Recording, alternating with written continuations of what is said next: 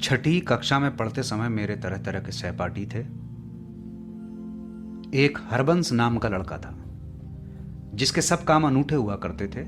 उसे जब सवाल समझ में नहीं आता तो स्याही की दवात उठाकर पी जाता। उसे किसी ने कह रखा था कि काली स्याही पीने से अक्ल तेज हो जाती है।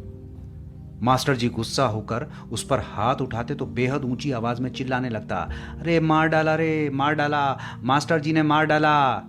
वो इतनी जोर से चिल्लाता कि आसपास की जमातों के उस्ताद बाहर निकल आते कि क्या हुआ है। मास्टर जी ठिठक कर हाथ नीचा कर लेते। यदि वो उसे पीटने लगते तो हरबंस सीधा उनसे चिपट जाता और ऊंची ऊंची आवाज में कहने लगता, अब की माफ कर दो जी, आप बादशाह हो जी, आप अकबर महान हो जी, आप सम्राट अशोक हो जी, आप माई बाप हो जी, आप दादा हो जी, परदादा हो जी। क्लास में लड़के हंसने लगते और मास्टर जी झेप कर उसे पीटना छोड़ देते। ऐसा था वो हरबंस।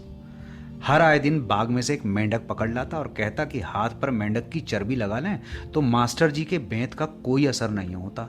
हाथ को पता ही नहीं चलता कि बेंत पड़ा है।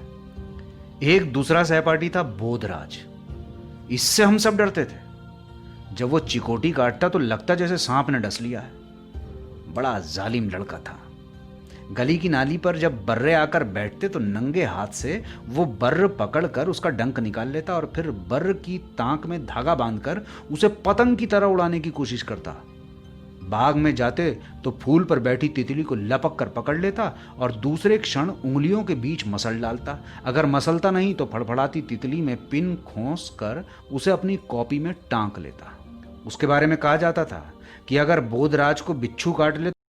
पूरी कहानी सुनने के लिए आज ही प्ले स्टोर से डाउनलोड कीजिए गाथा ऐप या फिर लॉग इन कीजिए www.gathaonair.com पर और सुनिए हजारों कहानियाँ, कविताएं, धर्म अध्यात्म से जुड़ी बातें, जीवन में सफलता पाने के सूत्र और भी बहुत कुछ सिर्फ गाथा पर।